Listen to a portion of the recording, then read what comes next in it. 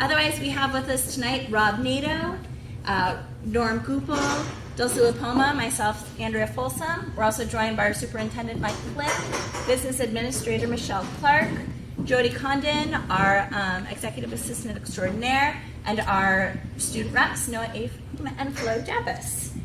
So with that, let's go ahead and stand for the Pledge of Allegiance.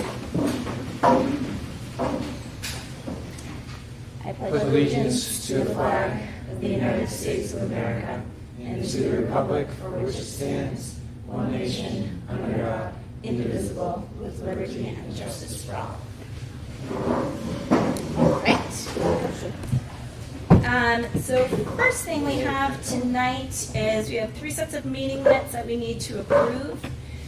So is there a motion from the board to approve the non-public meeting minutes that followed our school board work session on October 17th, 2023? So moved. Second. Okay. Any discussion? All in favor? Aye. Any opposed? Motion carries. Is there a motion to approve the regular school board meeting minutes from October 24th, 2023? So moved. Second. Okay, discussion? All in favor? Aye. None opposed? And is there a motion to approve the non-public school board meeting minutes from October 24th, 2023? So moved. Second. Oop. Discussion? Yeah. There we go. You moved Okay. in second. Sorry. You did it right. Jump in the brink. All in favor? Aye. Any opposed? Motion carries. All right. So with that, we've come to our first public comment portion of this evening. So we have 2 public comments at every meeting, one in the beginning and one towards the end. If you'd like to make a comment, you are more than welcome to come on up. We just ask that you state your name and address for the record and keep it to 3 minutes. So are there any public comments? Don't everyone jump up at once? All right, totally fine. We'll have one more at the end for folks who choose to stay. I have a sneaking suspicion the room won't be quite as full at the end of the meeting, but that's okay. All right, so we have comments from you guys, student reps. All right, so overall it's been a pretty quiet 2 weeks besides why all these people are here.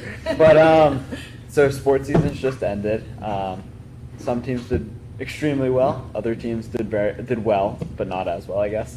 And then this Wednesday through Friday, middle school and high school have parent-teacher conferences, which good luck, students. Hopefully you've done well. Your parents might tell you otherwise, but who knows? Elementary as well.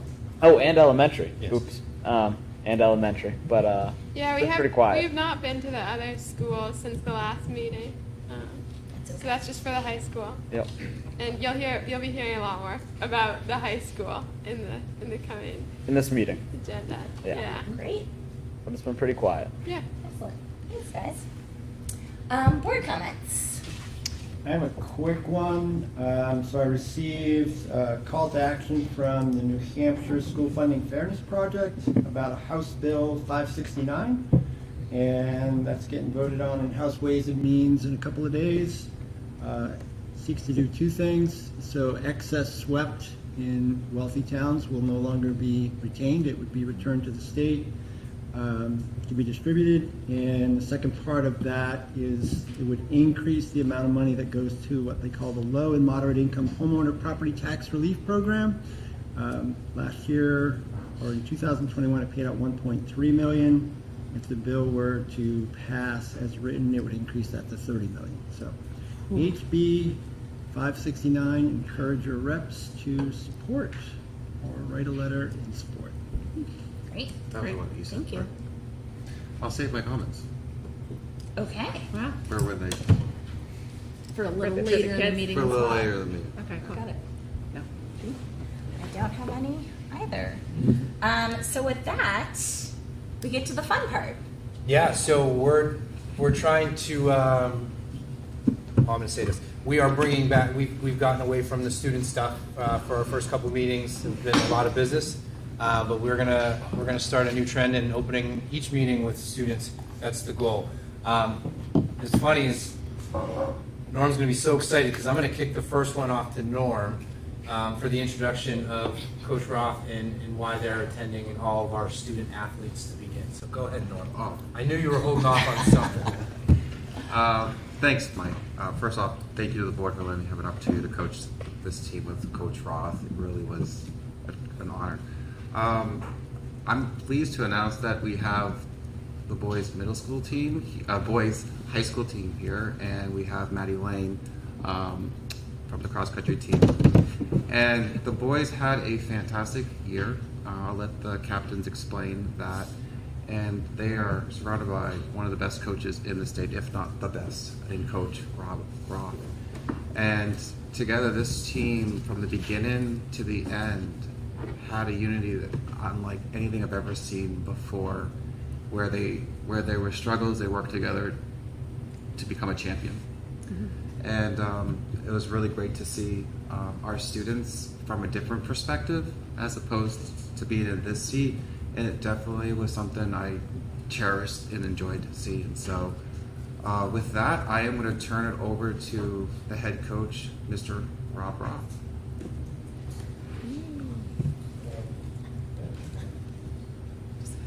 I'll just say a couple, quick things. I just can reiterate what Norm said. It was excellent. And, thanks for joining the team as well. It's always great to have an assistant on the team. Makes things a lot easier for the coach and for the athletes. But overall, it was a great season. Couldn't be prouder of both teams. Unfortunately, the girls couldn't be here tonight. They did get second place. They were right up there, very close, once again. But exciting year because we did have a flip-flop. We've always had an extremely strong girls team. They won 4 of the last 6, and the boys have always kind of been in the shadow. Last year, there were 6 of them on a good day. So this year we have 14. So the boys came back strong, numbers grew quite a bit. Girls were quite the opposite. We lost half the team to graduation, so they're kind of rebuilding, but still amazingly strong. So great to see the boys coming up and being able to have a championship season. They're just awesome. Can't say enough about it. It's a privilege and to be able to coach them all. Oh, thanks.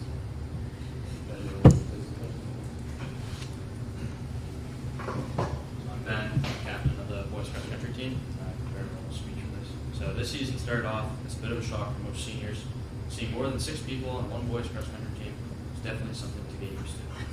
As the season went on, we proved our early team dynamics by coming out on top with a few meets, the most prominent being the state championship. From being a freshman runner looking up to seniors, finally being senior captain, my co-captain, Matt, helping me coach and motivate a substantial group of newcomers. I would like to thank my coaches, Coach Roth for constantly guiding me and my teammates in the right direction, and the newest addition to our team, Coach Cooper, who proved himself to be an excellent coach through the season and many years to come. I'm truly grateful for the sacrifices both have made to make sure we succeed as athletes. With that being said, Hopkinton Boys Cross Country has a bright future ahead of them. I'm very thankful to have experienced my 4 years as a cross-country athlete surrounded by such an amazing group of people. That's about all I have for that. It was a great season. I mean, as I said, coming off from having only 6 guys on one team and then having 14, it was a big shift. But I think we did well for the guys we had, and I'm very thankful for the experience. Great job. Did you? Before, Would you mind introducing your teammates so that they can stand and be recognized? So this is Liam. Hi. This is Matt, co-captain. Hi. This is James, first year as a high school athlete, did very well. This is Andrew, also first year as a high school athlete. Jorge, very sad tonight.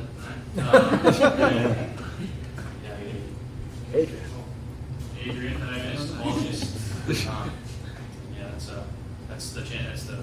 Great job. That's Very well amazing. done. Nice Yeah. job. Yeah, questions and comments. Great. How many of you guys are seniors versus like lower classmen who will return next year? Seniors. Wow. Okay, so we've got 3 lower classmen. 4. Great. Yeah. I just want to recognize Maddie.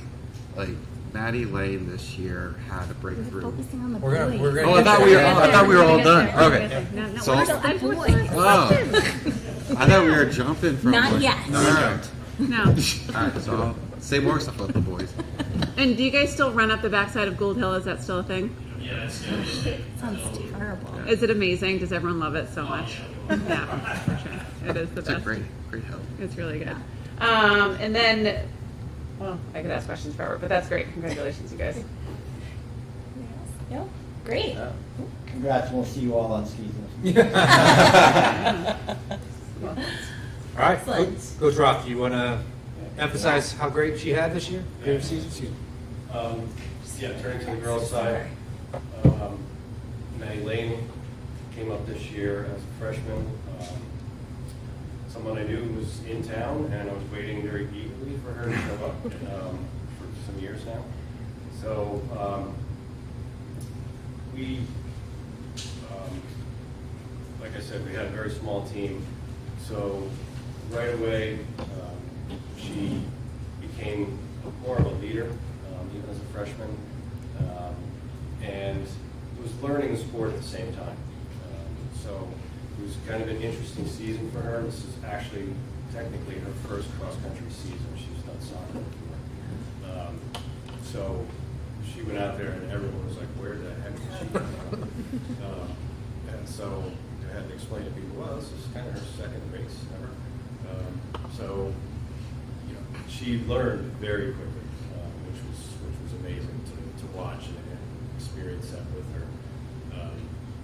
First part of the season, the plan was to kind of run with the top girls in each race and just learn from them. And then by the second part of the season, it was like, okay, you've learned now, start leading the races. And she won multiple races, and of course, the championship race at Dairyfield Park, which is a challenging course. And then last weekend, our Meet of Champions as well. Best runners in the state come together for that, all divisions. And she was 7th there at a time of 18:11, which was just very fast for that course and for that day as well. So that earns her a spot to go to the New England Championships. So we're heading up there this coming weekend. On Saturday, it's in Belfast, Maine, which is also quite an honor. She's also looking to do some regional championships.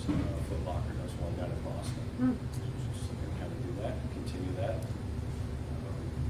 So very excited to have her on the team, and it's nice that we've got some years to come with her. Oh, great. Nice work. Congratulations.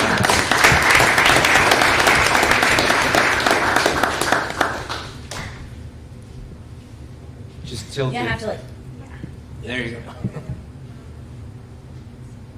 Thank you all so much for this recognition. This was my first season doing cross country, and it was like a much better experience than I could have really imagined.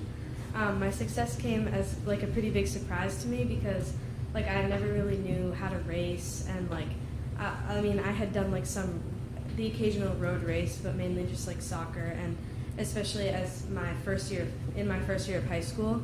I'm so thankful to have had my awesome teammates and coaches who are definitely some of my biggest supporters, and I can't wait to see what future seasons with similar teams will bring. Nice work. Good job.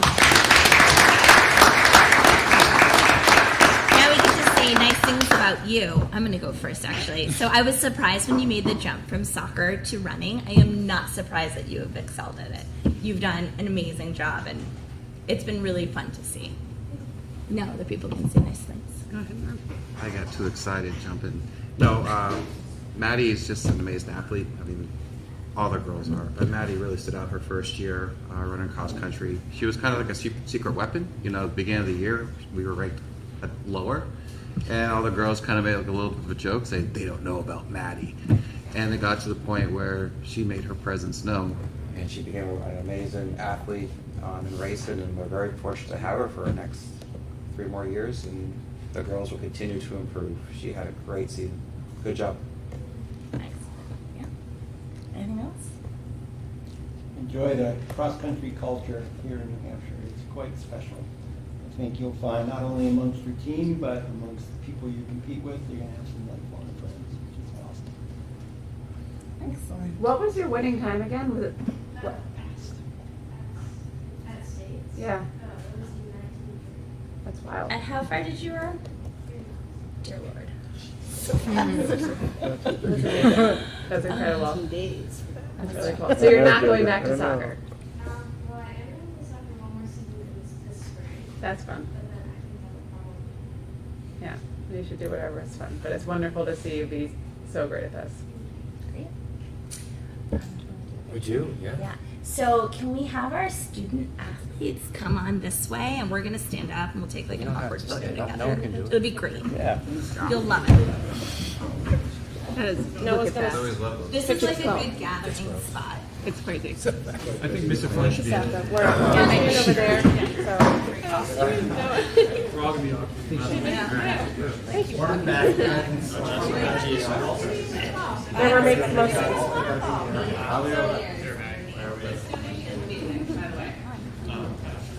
I think Maddie goes in the front.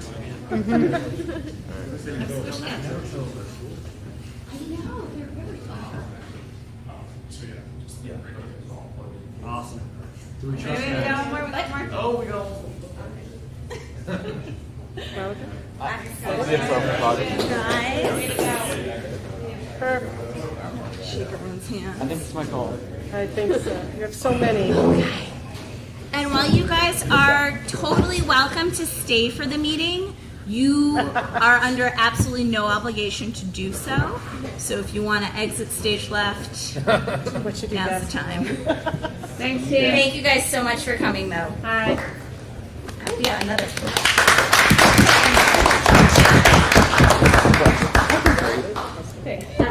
They are. I know. Just delightful. All right.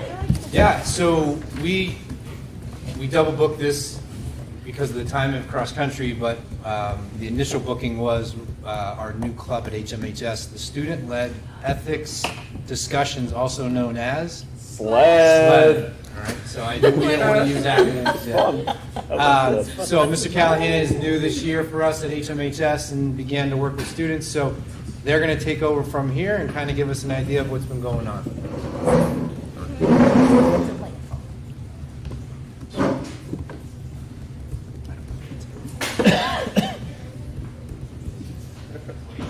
Does ethics is debate?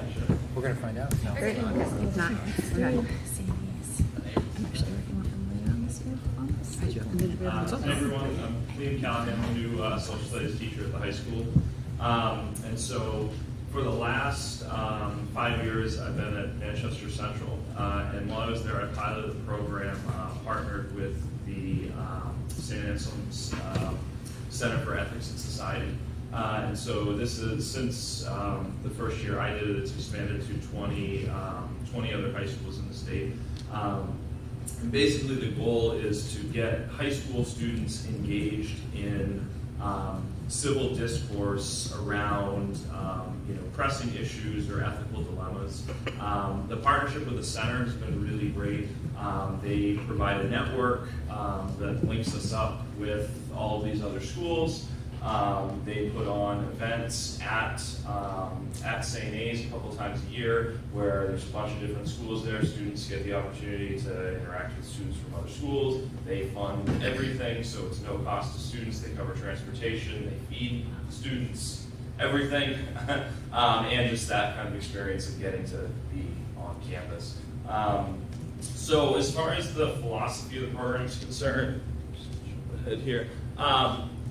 So this rose out of the need, what they saw as the need to, kind of engage in more civil discourse, essentially. And so what they did is created this framework for ethical discussion, built on this, basically 5 criteria of reflecting on your own ideas and biases, communicating those ideas effectively, listening to what other people have to say, empathizing with their points of view, and then deliberating, looking for some type of common ground. And so what we have found is essentially, we give students this structure and then leave the discussion to them as much as possible. The kind of running joke is that I do as little as possible. And it really is true that like when the meetings are actually happening, which these guys are going to tell you about in a minute, I mostly just walk around and listen. It's very rare that I in any way inject myself into a discussion, and I only do so if I find that we're straying from kind of the criteria of ethical discussion. So anyway, the one thing I will talk about briefly before I turn it over to these guys is the other thing that we do beyond kind of our regular meetings is participate in the National High School Ethics Bowl. And these guys haven't done that yet, but soon will. So this is a national competition run by UNC Chapel Hill. Basically every September they put out a set of cases, ethical dilemmas essentially illustrated by some type of case study. And all over the country there are regional bowls where schools face off against each other. Teams of 4 to 7 basically are given a case and have to present some type of argument on it. And then respond to another team's presentation, judges score them, and they're going head to head in a double elimination bracket. And so that will be at St. A's towards the end of January. And I'm hoping, the way it's looking now, we should have 2 teams competing in that. So anyway, I'll turn it over to these guys now, and they can tell you about kind of the what we do, the student-led part of it. All right, so SLED has been awesome so far. I think it's still pretty new, but the engagement from the students has been amazing. I think we've had upwards of 35 kids, which I think might be a record for clubs at Hopkinton. Kids who come to these meetings, and it's been amazing. And it's really, seniors don't have to stay for advisory, so it's really been the lower 3 grades of the high school, and the engagement has been amazing, but the quality of the discussions has just been surreal almost. Like, I didn't know kids had the ability to have conversations like that, or like these, so it's been really good to see so far. And oh, by the way, we are the leaders of SLED, so I'll let them speak more about that, but yeah. Alright, so I'm Will Shahadi, and SLED meets every other Thursday. And on those off Thursdays, us the leaders come together, and we like to kind of go over what we did well, what we didn't do as well, and we also come up with one main idea. And how we kind of work on what we can do better is after every SLED meeting with around the 35 kids, we'll sign out a form, and they get to respond saying what they liked about it, what they think we can improve on. And for example, in the first meeting, we had around 10 to 15 kids per group, and we got some feedback that these were a bit too large. And so for the next couple groups, we narrowed it down around 7 to 8, and we found that it resulted in much better conversation. Everyone got a turn to speak, and it ended up being really helpful to the SLED. I'm Michael Pantano, and I want to talk about the recent topics. So, like Will said, as we plan for these meetings every other Thursday, we have to create our own topics, and we brainstorm on what topics we should do, and usually, or not usually, we have a large range of topics to discuss about. So for our first 3 meetings, we've had the ethics of human treatment of animals, ethics of being rich, and the ethics of AI. And a lot of these topics have been pretty good, but one of these I feel like it was amazing, the ethics of being rich, because when we brainstorm, we have guiding questions, and one of our guiding questions was, do you have an obligation for donating to charity? And I feel like all of the groups during that SLED meeting had a really good discussion about that. And I think it's just, the reason I like SLED so much is I feel like I learn something every time I go to one of these meetings. I learn how others think. I learn, because by the end of the meetings, we establish a common ground on all of our topics. And I think there's always takeaways from the meeting, which Flo will present, but I think SLED is it's really good for the students. So, Hi, I'm Chloe Dacus, and some of the takeaways that we've had from these first few meetings are just, SLED, kind of the goal of SLED is just sort of discuss. It's not like a graded seminar that we have in class. We have like certain things we have to talk about. So we do have guiding questions, but people will definitely just, talk about like their beliefs and stuff. And I think what's really good about SLED is we often get into like political topics. Like that's going to happen whenever you are having a conversation. But since we're talking about ethics and we're trying to agree on things, it's sort of like we can kind of transcend the typical political debates because we're really not a debate club. We're not trying to argue about things. Although like sometimes things can get a little heated. We did have to split up into 2 rooms because we were too loud. We mostly try to be civil and agree on things. So yeah, SLED is awesome. Thank you. Great. Oh, that's it. Yeah, that's it. You were gonna, do you mind if we ask questions? Yeah, sure. So how many kids are in the club total? Upwards of 35. It really depends on the week. Okay. We have 35 in our classroom, but a lot of people, and they go classroom, but a lot of people just show up anyway.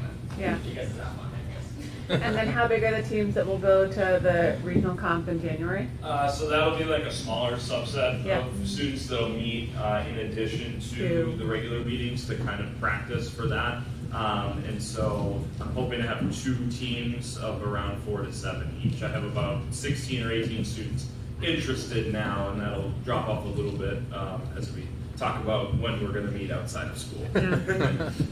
And do you guys get the topics in advance and do you prepare and read up on things, or is it you just come fresh and then you actually talk through whatever the topic is at For hand? the ethics ball? No, just even for your So we We come up with the topic. yeah. So we have another leader, but so it's us 4 and one other every Thursday that we're not meeting. So every 2 Thursdays we have a SLED meeting, but then we have a leaders meeting the Thursdays in between.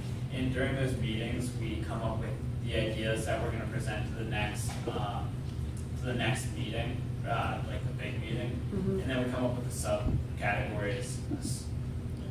So I think this might have been an answer to your question. They don't know the topics beforehand, so they don't do research on it. They just go straight in. Okay. There you go. Yeah. We come up with them just whatever we want to like talk about that's ethical, and then they basically it's just from their head. They don't really prepare for it. Okay, great. Excellent. Other questions? Just have a comment. Thank you, Liam, for bringing this. Yeah. This is Yeah, a great big time. opportunity for kids. So I know first year is not always easy when you're in a new school, so even more thankful for your work. Yeah. Yeah, so far it's been a blast. So we're really excited to see how far it goes. We look forward to the results in Yeah. January, and then when would the national championship be? That's in April. April. Yep. Yeah. So if we win at St. A's in January, it would be on to UNC. Sweet. Awesome. Good luck, guys. Wait, Have last fun. question. Yeah, sorry. I should know this from the program of study, sorry, but do we have an ethics class at the middle high school? No. No, okay. Yes. Okay, cool. Awesome, thank you. All right, guys. Good Can we luck. also take a picture with them? Yeah, take a picture. Great. Go ahead. You too, Michael. Go ahead, Mike. I'm just spreading the love, Mike. It's gonna make everyone take a picture. I'm having the principals take a picture in that time.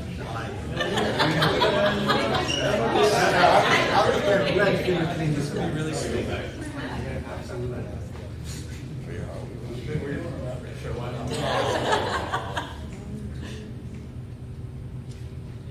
Okay. Thanks. Thank you, guys. Yeah, this is wonderful.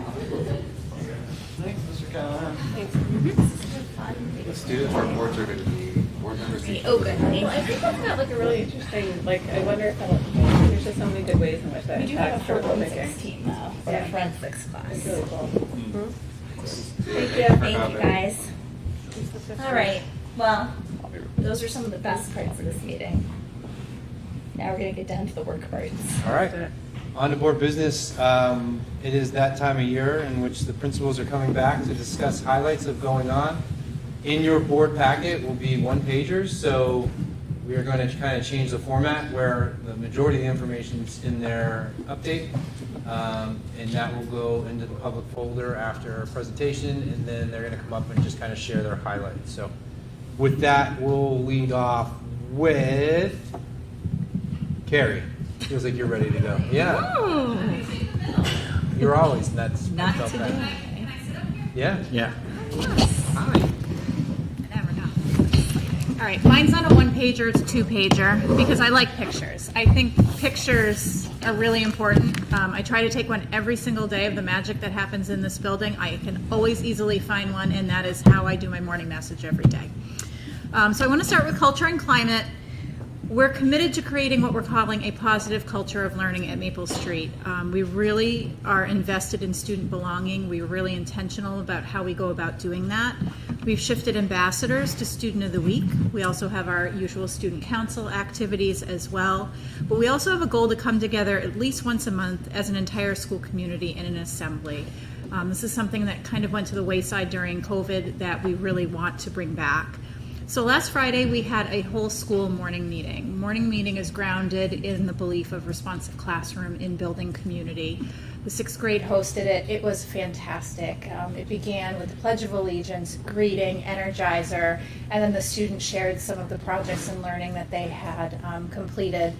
It also gave me the opportunity to announce we have a finalist for New Hampshire Kid Governor. Parker in 5th grade is one of the 7 finalists for the entire state. She had no idea. So her parents kept the secret. They allowed me to do it that way. She came up in front of the entire school and we all celebrated her. Her video was amazing. Her platform is pollution. So I really look forward to seeing how far she gets, and hopefully if she is awarded that honor, regardless, she will still be on the Governor's Council for that. Fall has brought our traditional activities, which includes the pumpkin book characters. You probably saw the 4th grade artifacts as you were coming in. Those came in the past few days. The 4th grade went to Great Bay Discovery Center. We had also our annual Halloween celebration. The 6th graders went on a new field trip that they hadn't gone on in the past. They went to a bog in New London. This really enhanced their study of ecosystems. They had field journals. They gathered their evidence, and then they came back and applied it in lessons in science.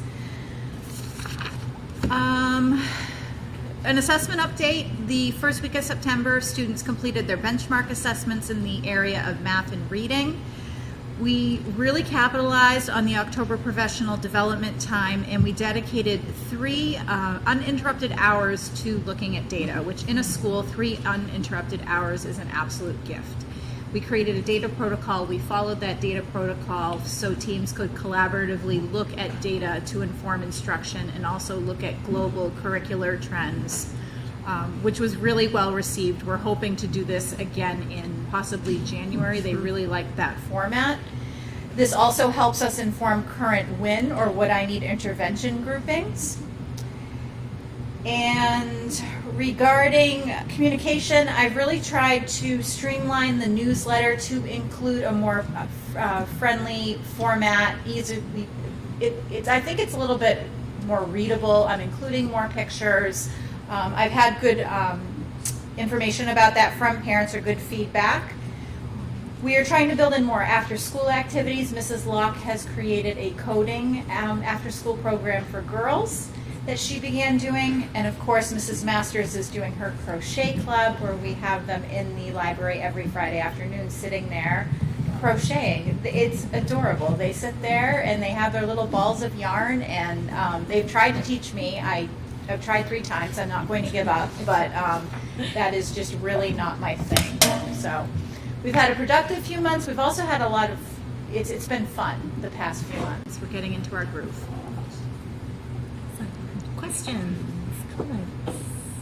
Sounds great. Did you, well, I don't know actually if we'll see this later, but did you see any surprising trends from when you were doing the data review all to get as teams, or was it everything sort of trending? No, I mean, really when we looked at the data, that block of time allowed us to look at the whole child. So it wasn't just the academic data, it was also to have conversations about social emotional needs of students as well. And when we looked at trends, we saw trends in that regarding student needs, right. And patterns, and really programming to really reach the needs of specific groups of students. Yep. So academically, no. Social emotional, I mean, that was a huge benefit of doing it that way. Awesome. Yeah. Amazing. Thanks, Mrs. Noni. Yeah. Thank you. Miss Brown? So, You love doing this, Mr. Flynn. I remember what it felt like to be over here.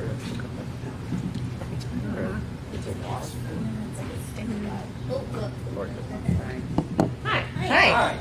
I apologize. So I made my board report and it was pretty with pictures, and then I realized as I was sitting over there, we've done so much more than just the 4 things I've added. But Mr. Flynn told me I had to be 1 page. So it is 1 page, and then I added my sub notes of all the different pieces. So, I really jumped right on that. I'll blame Mr. Flynn. It's totally Mr. Flynn's fault. He limited Especially me. in public. Yes. I mean, you didn't want me to cut out the pictures of me and Miss Sindoni on a fire truck, did you? Because that one is really worth it. All right. There's just been tons going on at Harold Martin. It's been fantastic. Really looking at our school goals and how we've broken things down in terms of our goals around teaching and learning. We just started this past week or last week. The 3rd grade introduced WOW words. So on the announcements every morning, they are now doing the pledge and the day of school and the birthdays, and now they're introducing WOW words, which are just exciting words for them. Liz Cannon went around and read the book to students called The Word Collector. We made a giant display. We get to hang the words up. So everyone walks by, they see the words, we're talking about the words. It's been a really nice addition. The high school has probably noticed our WOW words because we did the pledge for them last Friday and also gave them the WOW word of the day and told them what day of school it was. We really tailored our announcements to the Hopkinton Middle High School, so we really just want to wish them the best day ever as well. sure Jake appreciated it. They definitely did. We've also done a lot of work around our math rubrics and really kind of a collaborative process of grade levels, all giving the math unit test at the same time, looking at the questions together, really discussing, what does it mean to show proficiency? What does it mean to go beyond? What questions do we have? What does that look like on the rubric? 3rd grade was lucky enough to invite me in, or nice enough to invite me in. So I got to sit with them for their full C time and really go through and grade and score each of the rubrics and see what questions I had. I thought it was so much fun. I asked to come back. They all laughed at me. I was like, just give me a stack. I'll grade them. I've got this now. But it's been really nice. They're going to be going over those math rubrics with families at our family conference day on Thursday and really kind of explaining how these questions line up with these standards that we're working on, and those are the bigger piece of the competency that we're addressing. So we're really kind of excited about that work that's happened. The other piece is in compliance with the new dyslexia law.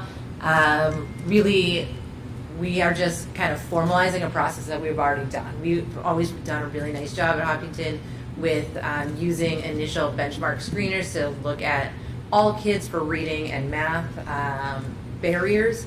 And then with the new law, you're going in a little bit deeper, a little bit more formalized with secondary screeners. If you do have barriers, the team worked really hard. They sent out student support plans to all families of kids who qualified. We had several meetings with people who just wanted to know more, wanted to know how to support their kids. So we've been doing a lot around those pieces, which has been nice. A couple of the fun things, we had Picture Day. Picture Day is like the greatest day at an elementary school, as long as you get everyone in before recess for their photo. It's like the one anxiety piece that I have, that I'm like, no one goes to recess before we take their picture because their curls are going to fall out and there's going to be crying, and it's a lot. But we used a different company this year. It was much smoother. We've got a lot of positive feedback so far. They are going to be mailing directly to families a copy of the picture. Even if you didn't order it, you get a little code. You can go on and order from there, which is nice. We had a lot of volunteers that day, and we always get a lot of volunteers on Picture Day because they're all cute and dressed up, so it's easy. We also had Fire Prevention Week. They came with all the fire trucks and all the things, and taught everyone. All the kids got to get in all the different trucks, and someone accidentally turned on the sirens. That was a lot of fun as well. Miss Sindoni came over for one of the days, so we got to go up on a truck and wave to all the kindergartners as they came in. They thought that was fantastic. It's really nice that we have such a small community. We've had the police there twice now, maybe 3 days now, working with preschool, showing off all the different types of vehicles that we have and all the different uses for them. It's really hard to get kids to come in the morning when there's like police ATVs and drones and trucks and all the things. So there's also a really great picture of me on the ATV somewhere, so I've got to find that one. And then last week we had Halloween. Halloween on a Tuesday is magical for students and terrible for adults. But it was a lot of fun. Wednesday was just a really rough day. I laughed when Mr. Kelly and Miss Sindoni were, texting me about something important on Halloween. I'm like, no, it's a federal holiday in my building. You don't understand. Like we are focused. I was dressed as a minion at 7:00. I was ready to go. But it was great. The kids did wonderful. We did the parade. We came back. We had snack.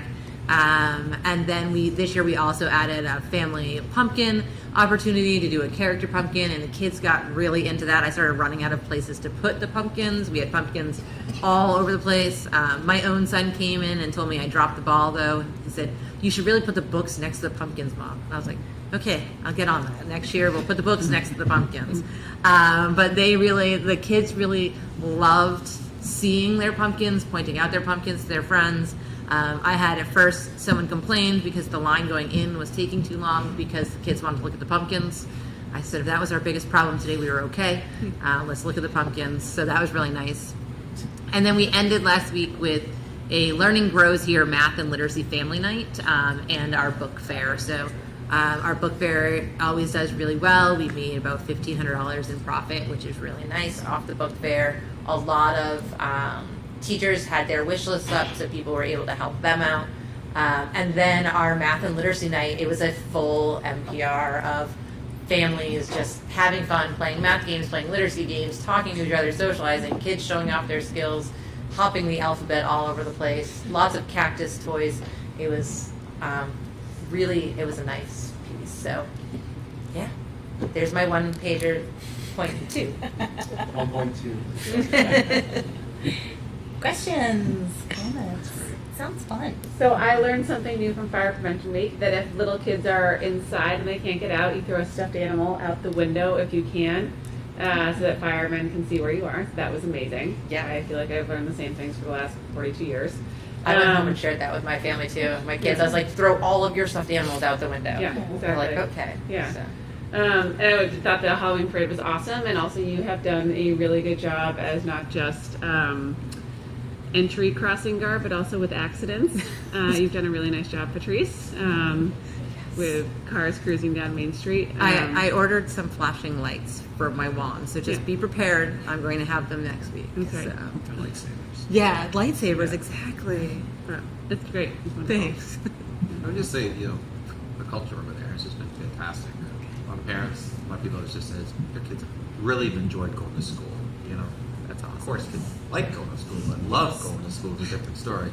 And just to hear that is just really great. It's been different themes that you've been in that position, and I think having to hear that is just fantastic. So. Nice, I appreciate it. I have a technical question. Sure.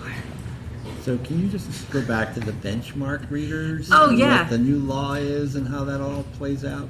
I sort of remember, but... Yeah, You asked me last meeting what we're doing. We already did it. We already did all the things. And now, go ahead. Yeah, so we do a universal screener 3 times a year through our Ames Web and Early Bird data, which means beginning of the year, middle of the year, end of the year, we stop and do online assessments just to get a kind of dipstick of where kids' scores are. If any of the scores show that they might have a barrier, especially for reading, that flags, we go back, look at the data, and then we go and do a secondary test. If that still shows that there are concerns, we create a student support plan.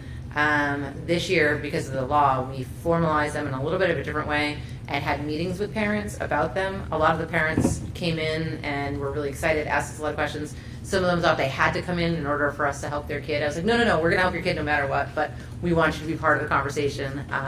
And then we provide them intervention through either push-in services, one-to-one, or a small group, and we keep track of that data and we do progress monitoring over 6 to 8 weeks. Then we meet with them again, look at the data, see what we need to do, adjust our plan if needed, or continue the course, or sometimes we've hit the problem, we've addressed it, and it's gone.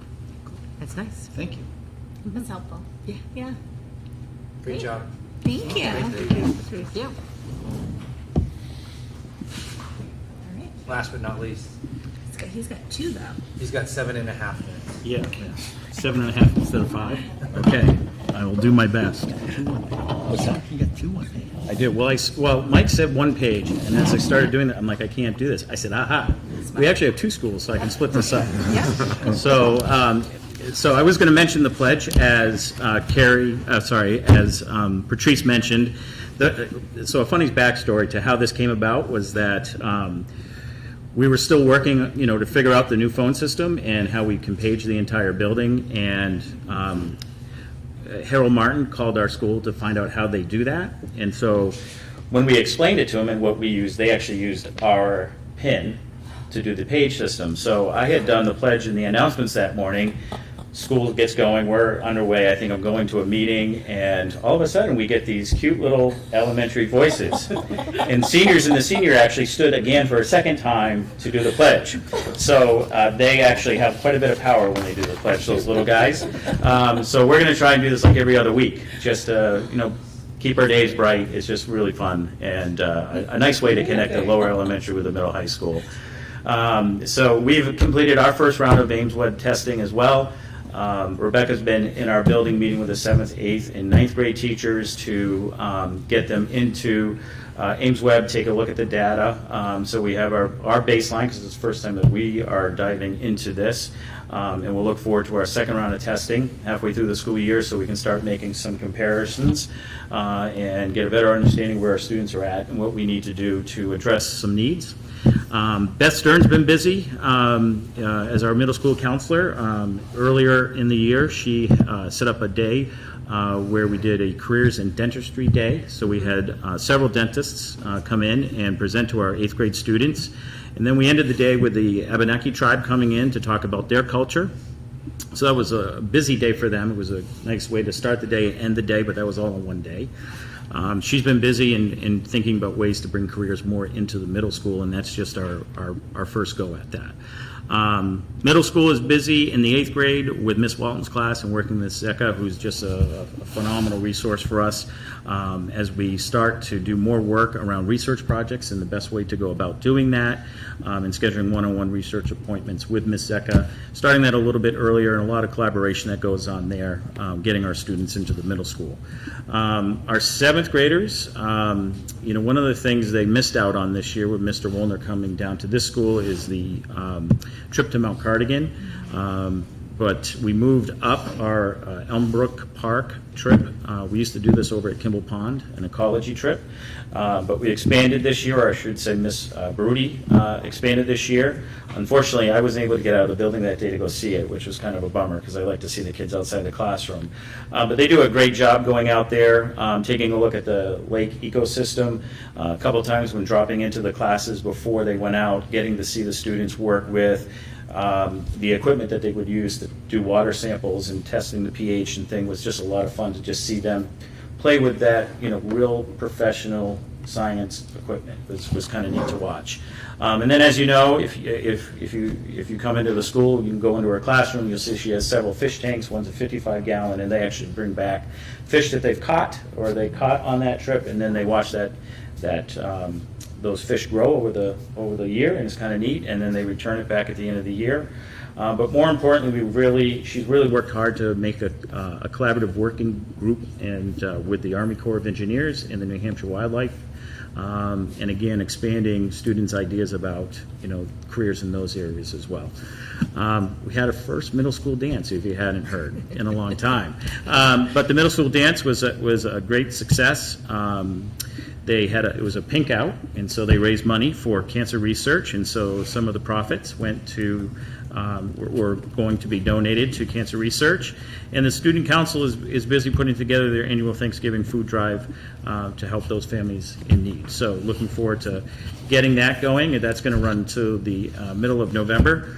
And then on Monday, 8th grade is still busy, as we will be taking the 8th grade over to the New Hampshire State Veterans Cemetery.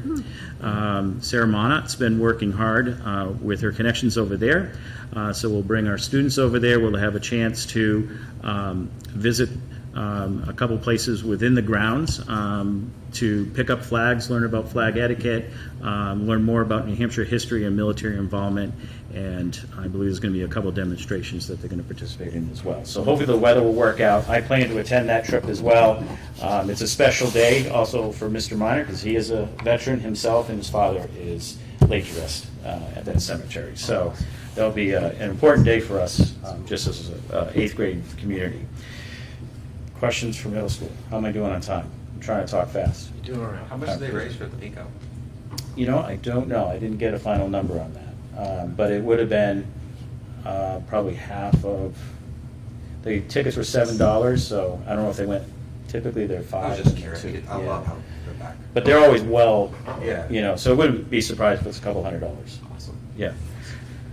Any other questions in this one? All right, I'm going to go on to high school. So high school, just something to bring to light in the area of science, that the state testing was released for the New Hampshire Science, or New Hampshire SAS Science Assessment, and last year's 11th graders scored 25% higher than the state average. So that's pretty impressive. Congratulations to not just our students, but also our teachers in that department. They do a great job. The Interact Club for the high school, boy, have they been busy. I know that Noah talked about the number of students involved with SLED, but I think Interact would give that club a run for their money. It's a large group. Sounds like a challenge. I think so. No challenge, I'm just saying. We have a lot of kids involved.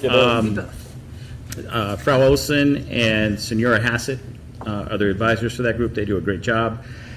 They actually did go to Mount Cardigan and do a lot of trail maintenance, and they spent the night there learning more about just the surrounding area and working in the bogs that are in that area as well. I think it was 16 to 18 students they brought up there. And then also on the 27th, they helped out with the Hopkinton Pumpkin Party. You may have seen some of the students there. And now they're working on preparing for an 8-day service trip in Puerto Rico.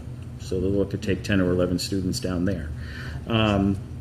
Danielle Meserve has been instrumental in getting the senior sidekicks. Senior Ragged.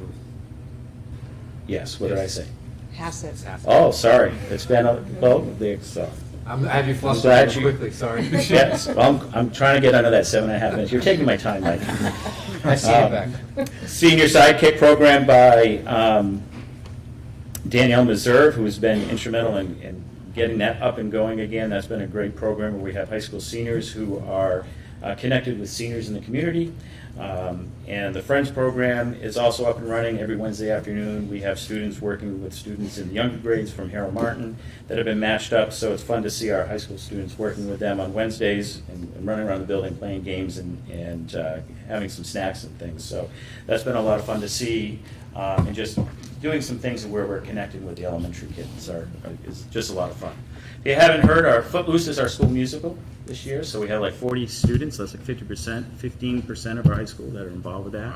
That's pretty cool. New England Music Festival, we have 6 students that are auditioning for New Hampshire All-State Music Festival, and another 6, and maybe the same 6 participating in the New England Music Festival. So these are festivals that take the top performing musicians in the state, so that's pretty cool. Grand State Challenge, something that Liam is also heading up, is keeping that alive. So they will be traveling to Plymouth Regional High School on the 18th to participate in a qualifying event, which I'm sure we will do very well. We did very well last year. I'm sure that will continue. As you may have heard, we've also were acknowledged as a top performing high school for the AP placement and selected to the honor roll. So that's a nice honor for our teachers and for our students who participate with those AP tests.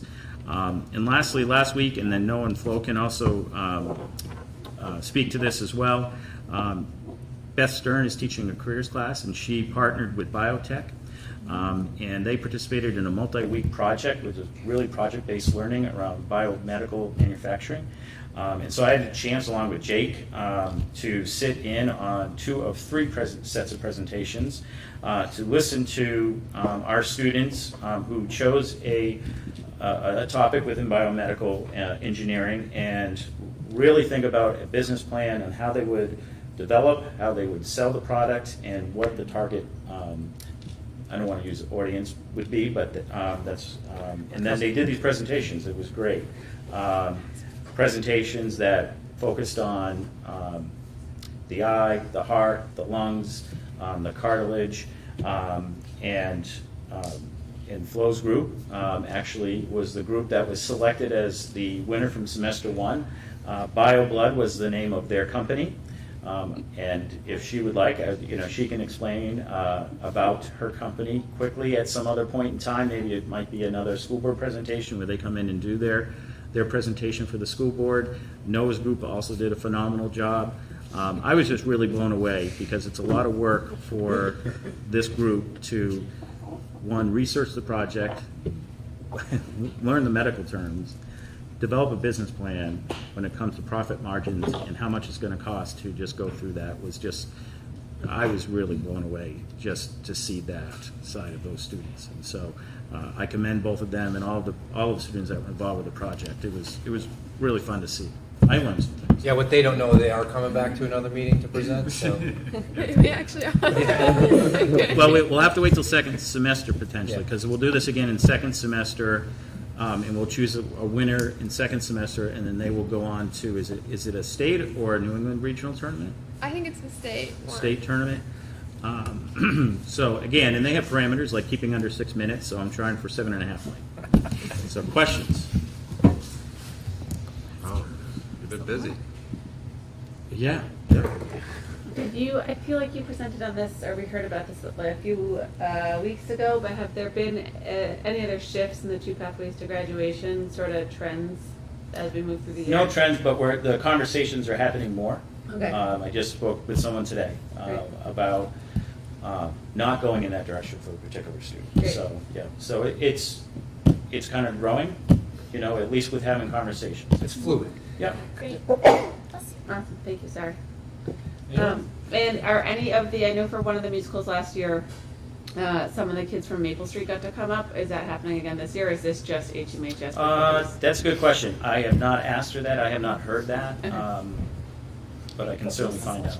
The students vote on what they want to do for the musical, or is it picked by the director itself? No, the directors pick it, and then they take a week to, over the announcements, give out clues to what it's going to be so they can guess.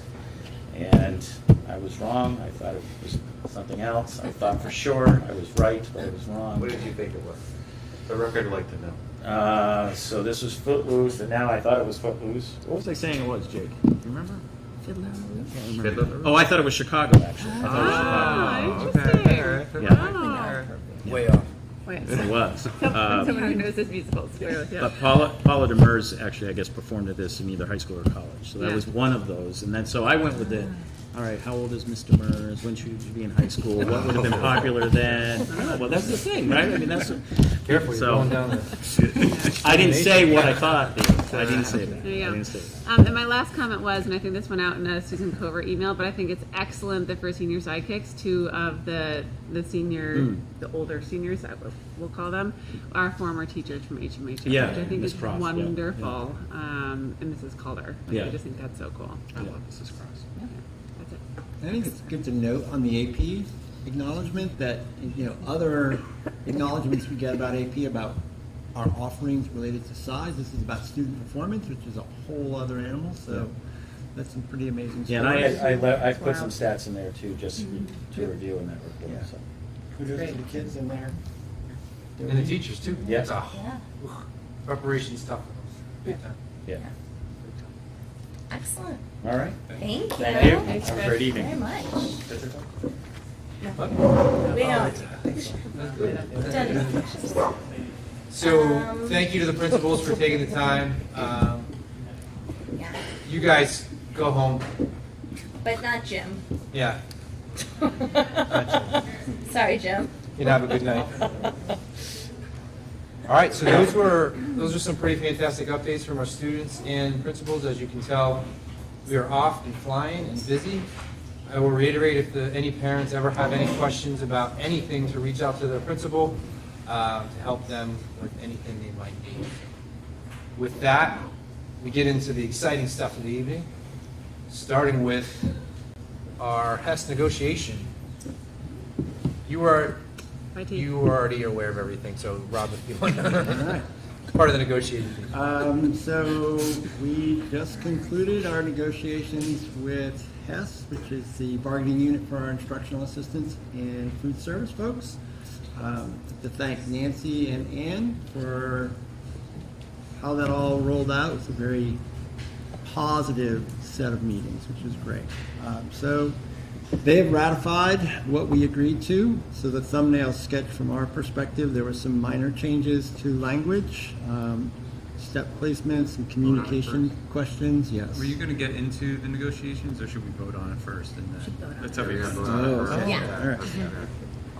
First we'll vote. First we'll vote, and then we'll discuss. Yes. So I would make a motion that we ratify the contract that we negotiated with HES. I'll second. Great. Any discussion?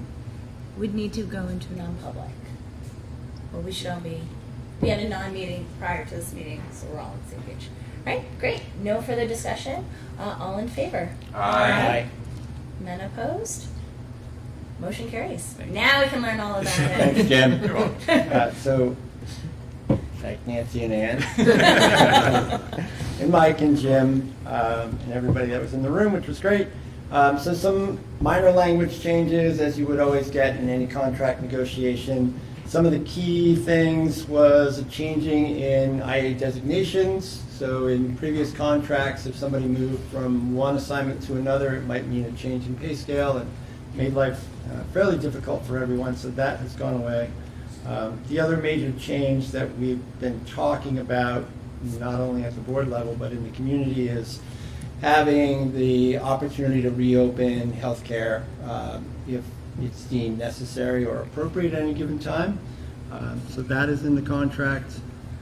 Some of the key changes in benefits is dental coverage for the HES group. So this creates equity across all of our bargaining units. Total wage increases across the 3 years is $2.75. And then a slight change in their service recognition. No real change to the costing of it, but just how it's applied. And then another big change was a change in the amount for healthcare buyouts. So typically our buyout compared to other school districts, and I would argue employers, has been quite low. So there's very little incentive for people not to take our insurance. So we've changed that structure in hopes of changing those incentives for people, and they can make a decision that's best for their families, but also might create some savings opportunities for the school district. Overall it was an excellent opportunity to have some discussions about how to make those relationships work better and create some good wage equity and working equity for all parties.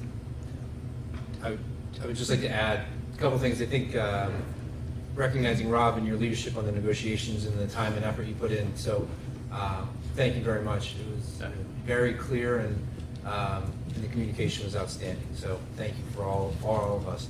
The second part is, I said to Jim I would steal his line forever after my first year, that they are our essential employees, and really being able to give feedback to the board and then narrow those lenses into one job for all, right? We're not going to delineate between who does what. So if you get hired as an instructional assistant in Hopkinton, you will be honored that entire time. And then the second part is making it equitable across all memberships. So offering that dental as part of the package. Part of the strategic plan is to recruit, and that's going to make us far more appeasable. Far more people will apply more because of our benefit package.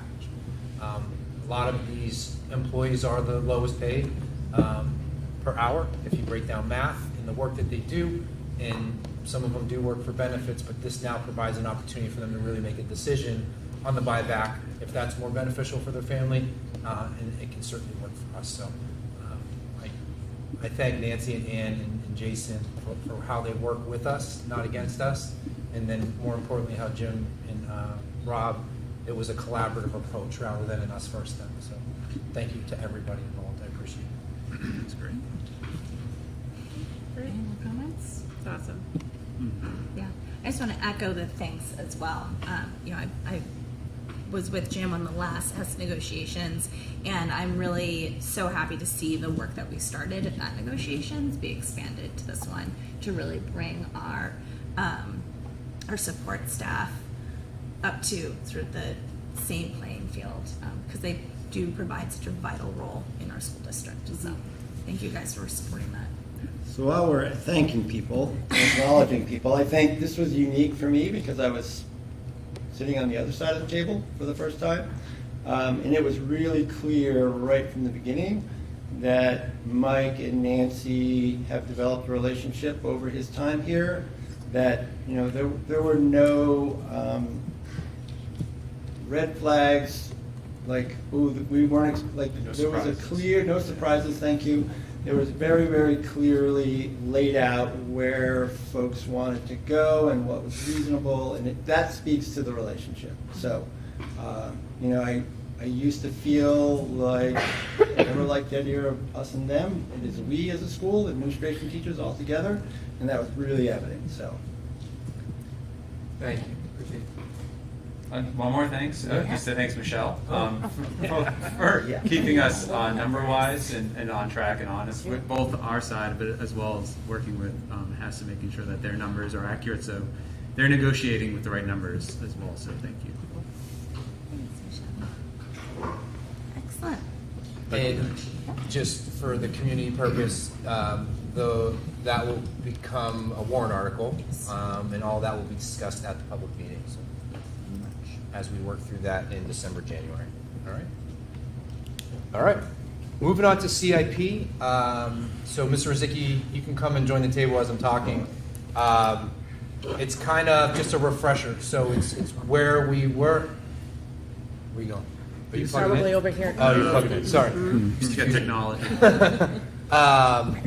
Where we were. Remember, this time last year we didn't even have the document. We were just finalizing it. The new redesign and reissuing. So Jim's going to come here to talk about what's been accomplished, what's going on, the discussions we've had at CIP. No decisions to be made this evening. It's more of an update. And then some of our progressions as we're moving forward. So I forgot you were plugging in. So. Thanks. I'll be brief. Can everybody see this? Sure. Some way? Okay, so No, by heart. This document is always live and online, so you can log on to your phone at any point. It lives in the same spot. It never moves, right, Michelle? It's always there. Same spot. correct. Is that bigger, smaller? Okay, clearer? Sure. It's about as good as it's going to get. So. All right. Yep. I'll be brief, but I'll just I know it's probably been a while since people seen the document, but this is how we laid it out. We made some changes with the living document that was on the website, and just to appease folks that may have been confused by that, we didn't do a really good job of a history trail with updates, so we do have now a PDF from the last change back in October. We're about to make some changes again, which will save as a PDF so people can go backwards and see the changes that we made through that. So just going through this real quick. Basically, when we put the plan last year, we just completed year 0. The gray highlighted areas are the projects that are complete. We still have 2 or 3 ankle biter projects that are not fully complete yet. And that is really for the auditorium air handling unit, which actually is going to start being installed tomorrow. So that was a 38-week delay, or not delay, sorry. Yeah, order forever. Order for them to fabricate that, and then finally tomorrow's the moment of truth where they're installed. So a lot of activity over at the high school. Move down to the this is at the page kind of cuts it off, but at the very top, we're still 2 other projects that we're still finishing up. It is the mechanical engineering for the air handling units. That is fully underway. We just felt it was true transparency. We're not calling a project completely done until it's completely done and paid for.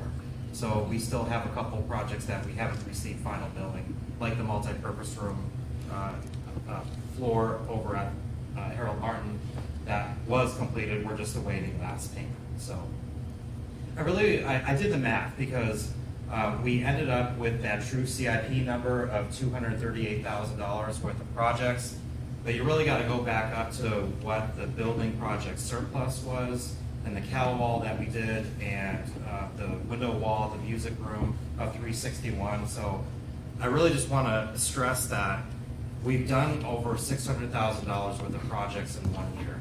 So that's really what that number means. A lot of it we managed in-house. I mean, the cow wall was the bigger thing, so I just want to put that as value, as production that's happening. It's not only in the summer, it's spread out through the year, but it's pretty remarkable that the board and community is supporting $600,000 worth of projects. Pretty cool. So currently, our current fiscal year, we lined up several projects to do. Again, we already got a lot of those done with as far as kitchen equipment, some furniture, and roof covering for the high school. Currently, within probably a month, maybe a month and a half, we're going to be coming for a public hearing for some auditorium equipment and replacement of one of those air handling units, which we're focusing on the library. We're still debating in our committee whether we're going to do some further library air conditioning. And then I don't want to steal Dulcie's thunder, but when she gives an update on EMC, we have a placeholder of $40,000 for some projects that would be revealed in that report. Again, that number is going to change based upon what we want to go for, but basically it will not be over that, and if it's significantly less, it's just going to go back into trust as a bucket for more. So, and then I know this is a conversation for probably the next couple of months up ahead, would be our CIP goal for next fiscal year. We've been busy on the community, on the committee, going through those projects, and I don't want to get anybody to get scared by the end result number that on the next page, that negative 52,000.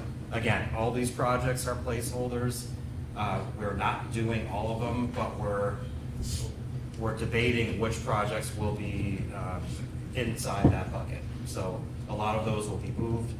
The blue highlighted ones, just so you know, that's kind of more of a Jim Rozicki color that says at the next committee meeting, we're going to be talking about these a little bit more heavier. And just so you guys know what we're exactly what we're talking about. Yep. So, any questions? That's really exciting. It's a ton of work, Jim. That's fantastic. And you did it under 7 minutes too. I didn't give him a time. No, seriously, this document is a clear picture of path forward that is easy to follow, and I like how it basically gives us a guideline of what we need to continue to invest into our schools to maintain them. And you made it very clear some of these cannot be deferred, and that we want to maintain our current status of where we are as a result of a solid building project, for example. And just one more thing on the CIP, people that are on the committee, Jim, Norman. Jim is really at, I'll call it another evaluation point of making sure, like you said, don't panic at that number. Don't panic at any of it. Yeah, so it's more, he's going to be reevaluating where we are as a needs basis, and then once we get to that recommendation from CIP to the board, and the board deciding what they want to put on the warrant, that number will be cleaner and clearer, so that it won't be placeholders. It'll be more of a target. Sound good on that? Yeah. Mm-hmm. Can you just, I don't know, and you guys will probably talk about this at your next meeting, of the work that you have slated for year 2 and year 3, so through the 2025-26 year, are there any of those that are really long lead time projects for supply chain issues or otherwise, where it's helpful to have more insight on ordering, like RTUs, or has that supply chain risk sort of dissipated a little bit? Good question. So the auditorium air handling unit, that's a huge space. That's one of the biggest units that we have in the district. That was a custom build as well, so that's why the lead times were so long. The HVAC industry has gotten more smaller, and the units that we're looking at now are not, at least industry-wise, they're not going to take as long, nearly as long. But to answer your other question, I think instead of the long lead time thing, there are going to be certain projects that we're going to talk about that can only be done in the summer. Like if we're talking about a floor abatement here, like we need to know way ahead of time to get on the schedule because it's not long lead times. It's a lot of contractors already have their summers booked the farther out you go. So I think that's what we're going to be running into more of. Okay. It's just scheduling a contractor. Great. And then my last question, and this is probably more of a facilities question, sorry, is that I think that regulation, there's a new law going into effect, I think in Q1 of 24 about some of the refrigerants. Are we good on, are all of the new upgrades sort of reflecting those standards? I'm assuming the answer is yes, but. Well, yeah, good one, Yes. because the industry is always evolving. Yeah. The auditorium unit, like again, we ordered that Yeah. 30 months ago, so Yeah. that is not going to have that newest refrigerant. But It's there's a going to have bells and grandfather. whistles for energy savings, but Yeah. yeah, Great. Okay. which will eventually not Yeah. be accepted anymore. Yeah. As far as the refrigerant is concerned, Yeah. that will be out of date at some point. Yeah, but that's okay, that's normal. Yeah. Okay, thanks. Saw your hand go up a couple I times. got three Violet Clister questions. I say Violet Clister because when you say that, people go, oh yeah, and they don't know what you're talking about. So when you say RT unit and air handler, I have no idea what that actually is. I'm so sorry. I didn't mean that. Like, what is that? Yeah, RTU really stands for rooftop unit. So, but it's the same thing as AHU, air handling unit. So It's air conditioning, when we talk about those things, okay. So I also saw the Maple Street gym floor abatement and new tile, like I know there's tile under there and then there's that composition stuff on top, so what would be the plan there and? yeah, that's basically two projects in one. So we would have to abate the floor tile underneath the rubber. Again, not to alarm anybody, but I know that it may have asbestos-containing mastic underneath. Maybe not the tile itself, but when we removed one of the rubber floor tiles, that floor is sealed, and that is perfectly acceptable by state standards. Like, we don't have to do anything. We can actually tile over it if we wanted to because it's encapsulated. But I think that we as a community would love to see that just removed completely, not even have to deal with it. That's one of those things that's like you cheap out now and not remove it, or you remove it in 20 more years and pay triple the amount of money. So the wise approach would be to abate it now, just be done with it. Thank you. Any other questions? Awesome job. Thanks, Jim. Thanks, guys. Yeah, thank you very much. You are. Can I go? Yes. This time change things. Thanks again, everyone. Thank you. Thank you, Jim. All right. Okay, on to budget. So, I'm just going to continue the refresher of the timeline so that there's no panic. Everyone understands kind of where we are in the process, and the board can make informed discussions and/or decisions as necessary or needed. So, it is the first meeting in November. So if we were doing this last year, we would have had 2 work sessions and 2 board meetings, but remember, we eliminated a work session. So last meeting, the board essentially gave me some direction on looking for ways to reduce the budget or the asks, okay? So as I said last meeting, we were meeting as a leadership team on that Thursday. In the board folder is a principal and or director Excel sheet on the recommendations to reduce the areas as discussed. Now, we do not have new budget sheets because there's really no vote or anything of that nature. It's more around us informing you what we were thinking on the recommendations we could make. So as you take in this information tonight, feel free to ask me any questions. If I need to go back to leadership, we meet tomorrow. And then when I meet with you in November, November 21st, we may anticipate some revenue projections. And then as we work through December in our 2 meetings is really when you guys begin to lock in on where we want to land. So with that, I'm going to go in a unique direction. In the board document, or in the board folders, is this document.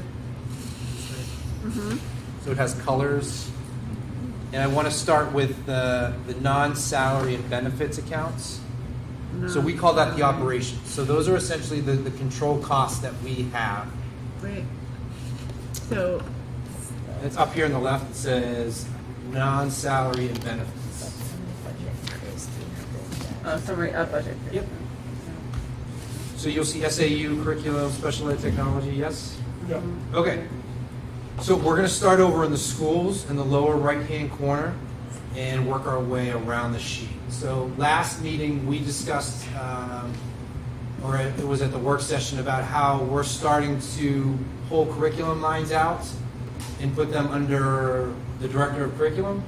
And there was a question on, how much or what are we moving. So Michelle did a great job there of noting that the 51,357 was getting pulled out of building accounts and put into, I'll call them the director's accounts. With that, the principals in there, and I'm not asking for you to keep up with me. I'm going to give the overview and you can, okay. With that, in the principals' accounts at the middle high school with our new alignment of the middle school model and our restructuring of the program of studies, and Ms. Stern becoming a full-time middle school counselor next year. You already heard about all the things that she's doing. We felt comfortable removing the SAP program that's been around for quite some time, and understanding that that will be pushed into our Hawk time, into our classroom times. So that's where there was a significant reduction of nearly $50,000 in that area. At Harold Martin, we did some reductions, Harold Martin Maple, along the lines of an upgraded system for our library. I'm going to use the word that we're okay, and that's something that we can look for in the future. It's not a necessity. It would only be a way of re-inventorying, reclassifying, retracking. So we were able to pull those numbers out. So you can see the schools now are under. The key is we are taking this year's operating numbers, so what we're operating in this year, and either being the same or reducing. So next year, all buildings will be under the number we asked for this year, with the recommendations we met. Remember the recommendations. So as we work through adding and subtracting, that's where we'll be. Moving up into technology, Matt did an outstanding job communicating during the budget session timelines for projectors that may die, timelines for some of the technology stuff, and understanding that in this type of year that we might just need to maintain. So with that, you can see that his budget now came under $675 through his recommendations. Curriculum, we pulled out some trainings that we're going to put into or try in the grant funding system, hoping that they'll qualify more than likely. So we were able to reduce that down to, with all the combinations and all the reclassifying, there's an increase of $3,000. Moving to the athletics, the trainer, in the perfect world, we have our own trainer. Also in the perfect world, what we had prior to COVID, we would still just have a trainer at service. Even though we've had a challenge filling it, in discussions with Dan, increasing it doesn't necessarily mean we're going to get it. So it's a risk, it's a bet, right? It's a gamble. So we felt that we would continue to leave the money that was in there already, try and do it through that service one more time, and then if we need to take a look at it, we can. The other reduction we put in there is the field lining. I just want to reiterate, the town used to do it, it used to pay for it. They stopped, I think, my first year here. So we picked it up on an hourly cost. We are looking to increase the stipend, but we're going to have to problem solve on who lines field with that reduction. So that was another area we felt. All right. I'm going to skip over facilities because that's a bigger one. I'm going to skip over special ed. I'm going to jump up to SAU. Michelle had put in a placeholder in there for our bus negotiations of a 20% increase. We got final numbers of about 16.5. So that was able to reduce that projection. Also, at finance today, we talked about food service. Our sales are up. We have a balance last year, if you remember, in food service that we think will be sufficient. So we are going to reduce the food service line by $50,000 to bring that number. The other part that was in the SAU, which we've received permission to talk about, is Michelle's end of service buyout, which she's entitled to through the early retirement as well as the benefit package for the administrator. That number, we can look at different ways for it to become a payment rather than having to do it through a budgeting process. So whether it would be a board motion and how do we negotiate with that. So the thing I want to reference is each year it increases because of Michelle's per diem rate. And so that can be a board discussion in non-public on how you want to address it, but we felt that we could provide several opportunities on how to address it rather than having it into the actual budget. So we, like I said, that would be more non-public, but understanding where that money came out of. So the SAU was reduced by close to 149, I think the number was. Special education, it's kind of showing that same trend when we presented last year. Even between now and last meeting, some of the services have changed. So the key there is we were going to change our budgeting process to almost earmark the unknown. But through discussion, we removed that earmark in understanding that we could access the benefit trust if necessary for the unknown. And then some of the services have changed, so that number's been reduced by almost $200,000, and it may change between now and December. That's that number that you can do your best, but you can never be perfect. So that number came down. With the facilities, I would recommend that you take some time between now and the next meeting to look at the one pager by Jim. He was able to reduce, and I'm going to use the easy things that we've been talking about. So crack seal, took that off. The PPE stuff that was in there, we really took a little deeper dive into the necessity of that. And when you say PPE, everyone transitions immediately to COVID, but there's other stuff that go around with PPE that's through. So we reduced that line. The one that I wasn't going to give up, and you see that it's highlighted in green, I wasn't going to give up the 5-year sprinkler evaluation. He said that we might be able to find it through fund balance or surplus, but I don't want to risk that. I want it in there. So as you work through that, you'll be able to see his notes are very good. You know, whether he used the word kicking the can down the curb, or being able to really calculate. Down the bottom is an interesting point. It's highlighted in gray. He's targeting a significant reduction in fuel because the I'm trying to say this. So yeah. Well, I can explain, but go ahead. Well, really, I want to say the system's being operated appropriately. Correct. So it's turning on and off when it should. It doesn't run all night. One of the things that was failing last year was fixed. So really, it's just appropriate temperaturing of the district and the buildings. As you can see, he doesn't. It's a little risk because last year's is only data point. He doesn't have multiple data points of that one. So that could be a topic of discussion as we move forward. So, any questions on what I'll call operating or control costs? I do. Yes. Of course I do. Thank you. So, okay, so I understand what you're saying with the reductions out of schools, but those transferring to curriculum.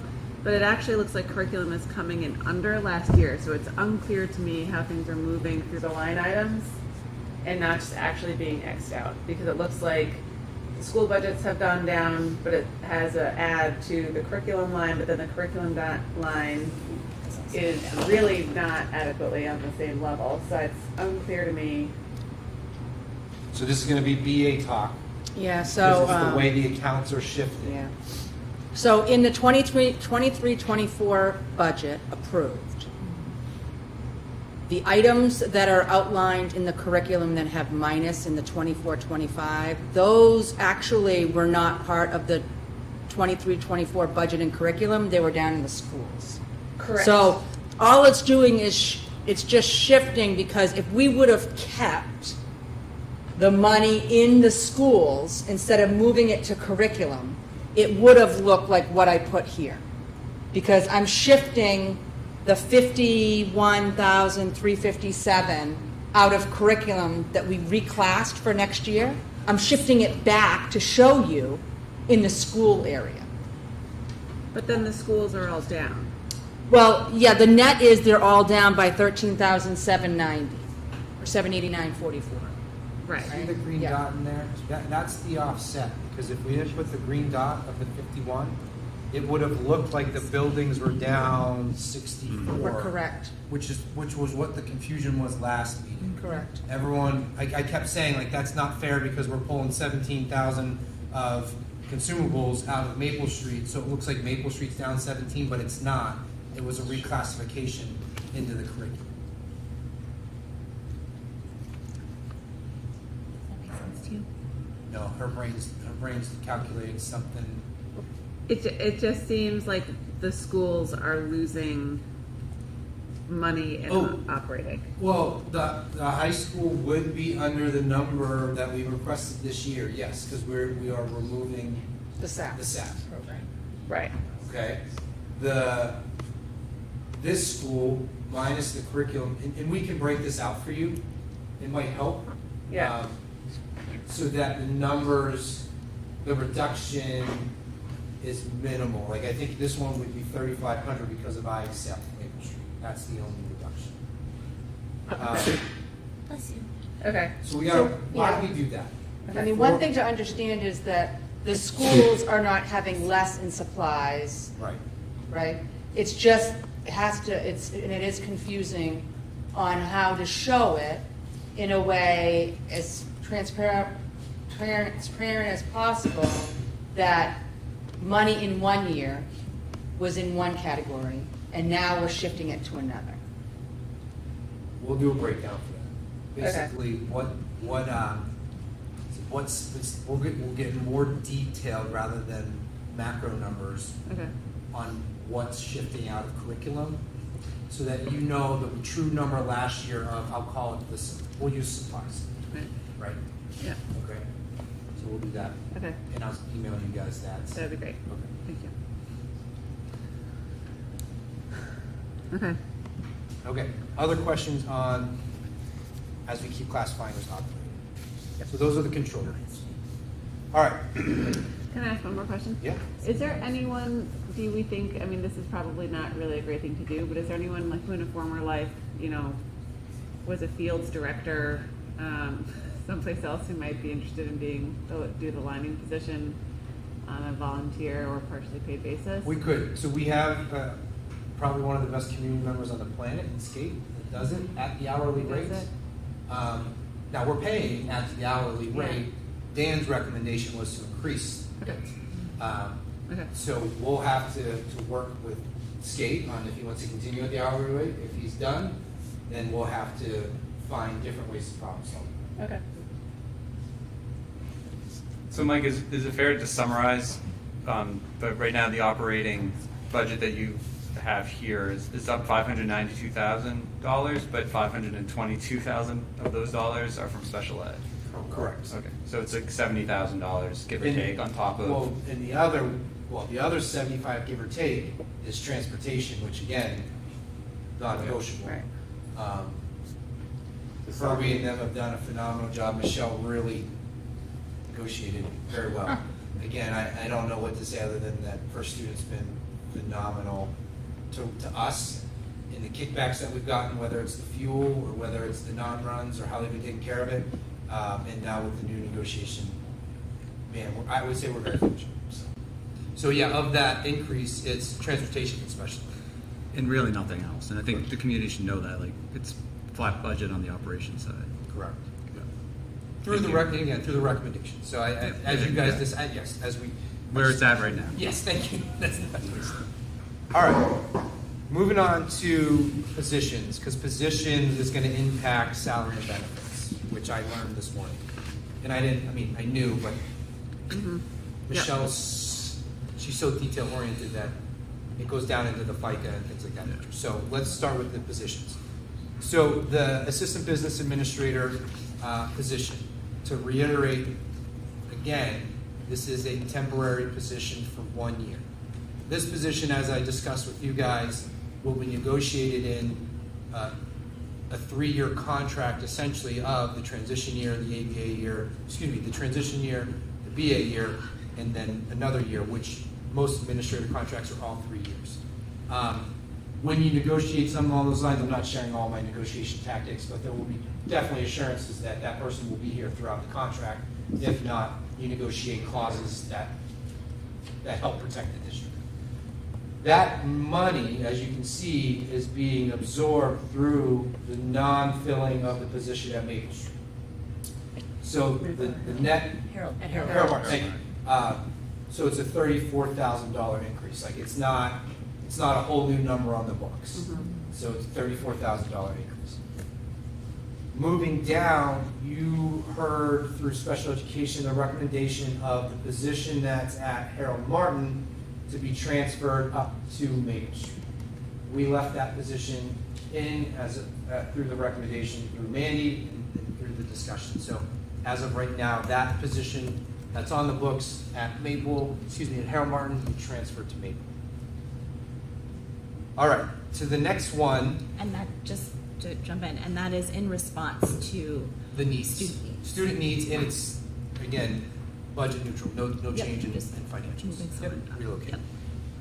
Moving into what we talked about the last time, you have a few ESSER funded positions. We are receiving less Title I money, and we'll be receiving less IDEA money. In discussions with Carrie, in our new class size policy, we feel that it's, I'll say, we can safely make the recommendation to take that ESSER position, not knowing where it's going to be located. I want to be very clear on that. And understanding that the reduction would come from Maple Street. So a reduction of a classroom teacher. I don't know what grade at this point, because they're still shifting at Harold Martin. So all those numbers can be interchangeable, but as it's classified, as I continue to say, is at Maple Street. So taking that ESSER funded position and reducing it. We still recommend completing that transition of wellness to full-time, and we recommend the interventionist making full-time. So remember, we did that gradually, so those final percentages would be adopted in. And then the Title I and the IDEA is essentially, I want to say, out of our hands, uncontrollable again, right? So we are receiving less funding from the state. We are recommending that we pick that up in the general. That would be that recommendation. So through that reduction of the position, along with the adoption of the remaining, you see that overall on this sheet would be a reduction in positions of $112,000. I did a lot there. Any questions? A lot of moving pieces. Yeah. Third. And with the new class size policy, that allows me the flexibility. Yep. So that's why I want to be very clear. I don't know where it would come from. It could end up being positioned here, and then in July, I make a recommendation to the board that someone be transferred from Harold Martin up, because let's say our kindergartners have come in at 50 again. Right? We want to make sure that we're supporting our students' needs, but that's why we left that special ed position in there. So that special ed position is still moving up because of student needs, which is going to help alleviate some of the stressors that we're having. That's why Carrie felt beyond confident that however it landed, we'd be able to target it. Could you explain to me again what the Title I and IDEA are again? Title I and IDEA are funds that we receive from the state for special education. They're special ed positions. Yeah. Yep.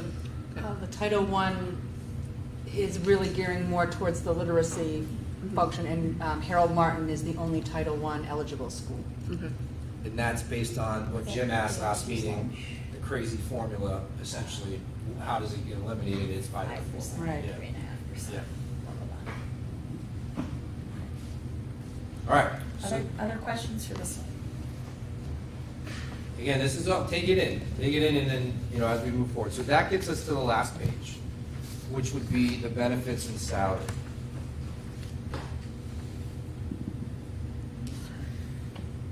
So with those recommendations that we made it on the position side and the discussion about Michelle's payout, you'll see that salary line has decreased to $395, but more importantly, the health insurance that we talked about last week at $722 was reduced down to $625.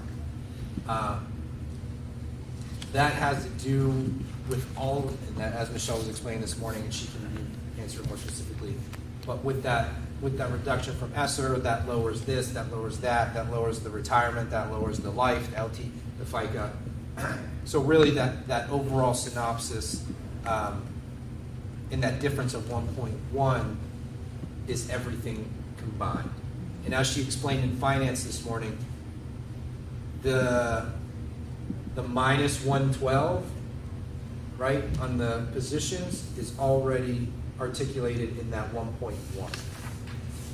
So where we are as of today through the recommendations through the admin team, and they did a great job of really taking a first look.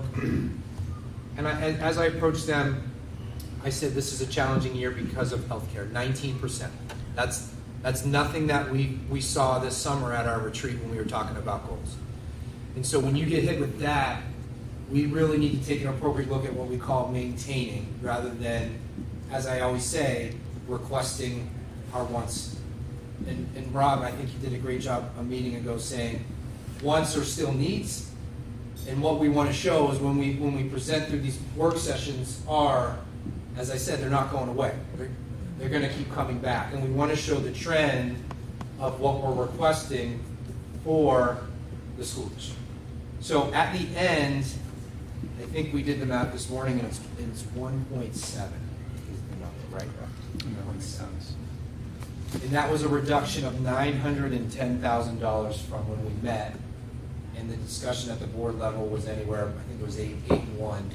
So we kind of landed right in the middle. And the reason why I wanted to do it this way this year is so that you have all of it really out in front of you. And as we move through revenue, we can discuss adding and subtracting as those numbers start to take form.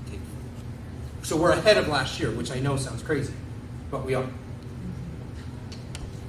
So discussions, questions, concerns. Just a question. So do these numbers take into account the changes with the HES contract and the buyout and how we're calculating that? It does not include that yet. No, because the HES buyout wouldn't be an impact on the first year. Oh, okay. It would be a second year. Okay. Yeah, Okay. and then the HES contract isn't part of these documents because they'll have their own special separate warrant article. So when you're thinking about the amount so far, you'd add both of those increases and then the amount for the HES. Yeah, so it's a separate warrant article. Yeah. Yes. Yeah. But the buyouts not a special warrant. At least the cost of that is, but it's not going to hit into the second year. Correct. Okay. So perfect. Yep. Thank you. So that'll impact us next year when we're budgeting. Correct. Yes. Yeah. That's what, yeah. Questions?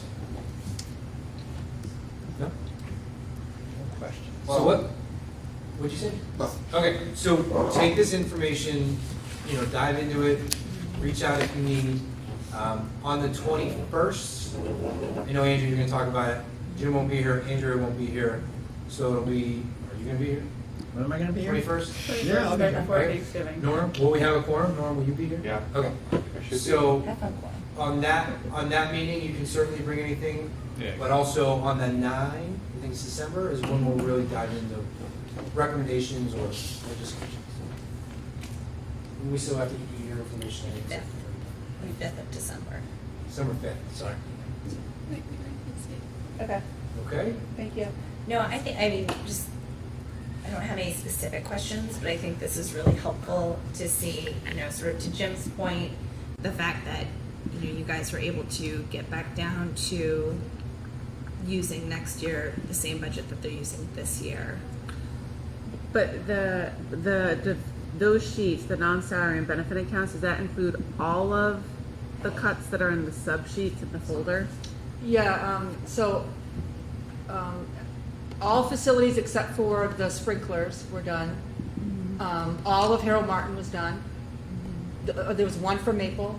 All of the SAU, the athletic trainer and the field lining for athletics were the ones that were done. And then as far as the high school, it was just the books for AP, and which I highlighted in red because it was were removed. I was thinking that if I highlight in red, and because some of these worksheets, not everything was taken yet. Okay. And so I figured red meant, cut. And so the other things in the high school one are not cut. Okay. Yeah. So, okay, go ahead. So in regard to the AP books, this came up in finance this afternoon. So when you're teaching an AP course, you have to send in your curriculum every year so that it's certified. And one of the AP criteria, and I think this is what Mike's going to be checking on, is are we going to be compliant if we have textbooks that are out of date to what the AP expects? 20 years old. Yeah. And I just encourage, there's a lot of thoughtfulness that I think are in those sheets. So ahead of the next 2 meetings, I think it's good to sort of go through there and think about what those cuts mean. And I also had a question on the facilities, and I'm pretty sure this is that business administrator. But Jim has both in his facilities cuts, he has both an HHS building maintenance and an HMHS building maintenance. So let me look at the documents for his thing. And they're all different lines, so I'm guessing Right, it's just so the way stuff is 101 quoted. is a Harold Martin cut. 103, if it's, let me pull it up. So that's what we're working on because Jim was on vacation. Yeah, so for instance. But it's like, yeah, 16. HMS, so line 7, 8, and 9, that's Harold Martin. Yep. Line 11 through 14 is Maple. Yep. Line 16 and 19 is the middle school portion. Line 21 and 24 is the high school portion. Because the middle high school has to be separated by a split. So that might be where the confusing part is for you, because both of those are actually one building, but we put them in different lines. Right.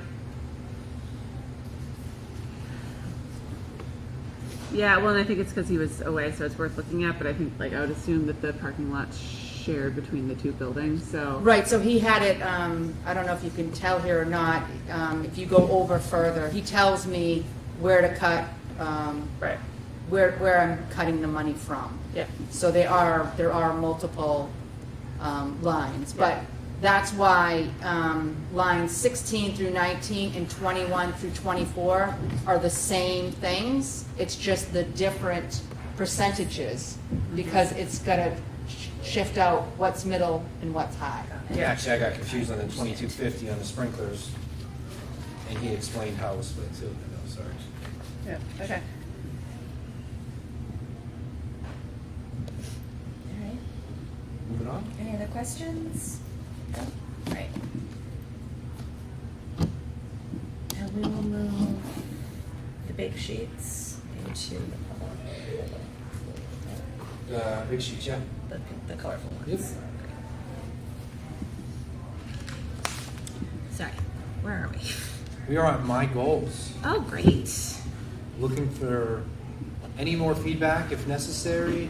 If not, a motion. I do have a thought. Yeah.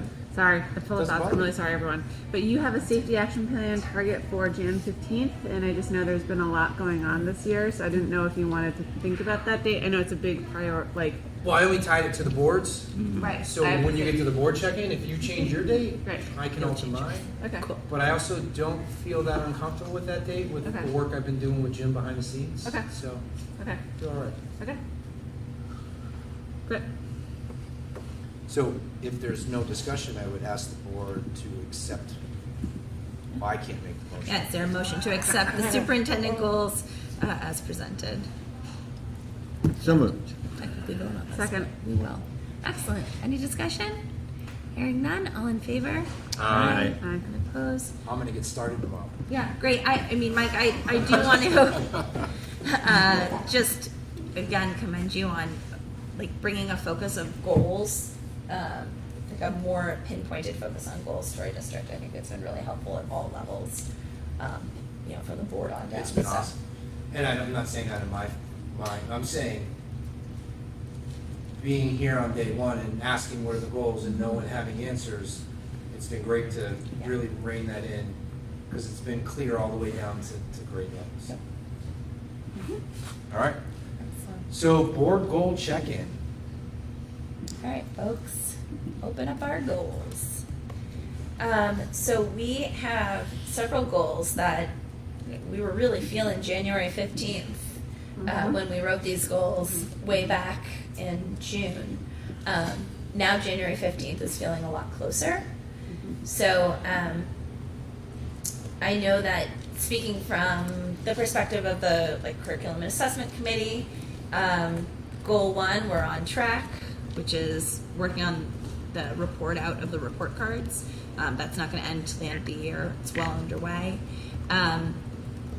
I would say the audit of the curriculum district-wide in alignment with the budget, it seems like it's something that you, Becca, It's already been moving along. working on. So. Yeah, I guess as we get closer, I'll look for what your report would want to be. Okay. If that makes sense. So I'll need a little bit clearer direction of what. Sure, if we want like an Yeah, official clear- report yeah. or more of a presentation. Yep. So I think we're all right. okay. Finance. I'm looking to Rob and Norm on how kind of the finance specific goals. I think we're good. The 3 to 5 year forecasting, not promising. We will have some forecasting, whether or not it's meaningful forecasting. As I was listening to NPR today, and the gentleman was saying, if anybody thinks they can predict the next recession or the next market flurry or all of those things, we'll have some numbers. But they could be precisely wrong. They could Yes. be precisely wrong. But No one January predicted 15th Trump. sounds fine. Yeah, for sure. Okay. Rob's working with his pencils and calculators. Yes. It'll be digital by the time he presents it. And I'd say that, the second one about, articulate reductions throughout the budgeting process, I think you saw tonight was a really good example of the madness that goes on in the budget. When you move one piece to another piece and how it all wraps up together, I think it's very clear. Great. I clicked off of it. CIP, we're good. Yeah. Safety and security. So that's what Dulcie just mentioned. Yeah. Safety and security, they did it. The work group's doing a great job. They're actually breaking out into smaller work groups this year, diving into the security audits. So that's why I said I feel all right. It'll be, as we get closer, it'll be like, what do you want to present? Yeah. I think that my recollection of the Safety Security Committee, the January 15th timeline might be tight because I think that's when they're coming back Oh, they're coming to back. report out. They only meet 3 times a year, so or 4 times a year. You So I guys think wanna that date is probably more a February date than a January date in terms of putting it all in a package. Would be my guess, but. Great. I moved it to February 15th. I will move mine. Great. Okay. The communication goal, I think that we saw a lot of great work done in the beginning of the year on the district website. It was really revamped. It appears to me to be, I use it for my own kids and I find it easier to access and to find things. So I think So you that's- guys, yeah, Norm was funny this morning. We're talking about the website again. I can't wait to stop talking about the website. But Matt has worked with, I always forget our provider, who do we? Schoolbox. Really trying to access their other parts that they can offer us. They've been great to help shift some of the things. We are still in the process of investigating other options. Yes, other options. But the goal is to continue to improve organization, structure, accessibility, and Matt is an ongoing worker on that. So as we move through, like I said, this was a year-long goal, so as we get to the end of the year, I think we'll have some significant things in place. I think the UX is much better, for what it's worth. Like, it's a much better navigational experience, I think. Yeah, that was a big Great. shift. Yeah. Can you use the language for everyone that? User experience. Thank you. Sustainability. Yes. No, it's literally graceful. We are cranking. We're actually hoping we set a really aggressive schedule to have something ready for, I think, the second meeting that we have in December, mostly so that if there is anything that we want to have trickle through CIP or anything with forward-looking plans, that we'd be able to do that done. Jim Rizicki is wonderfully challenged by that, but I think it'll be great. And so I feel really comfortable with where we are. Good. Yeah.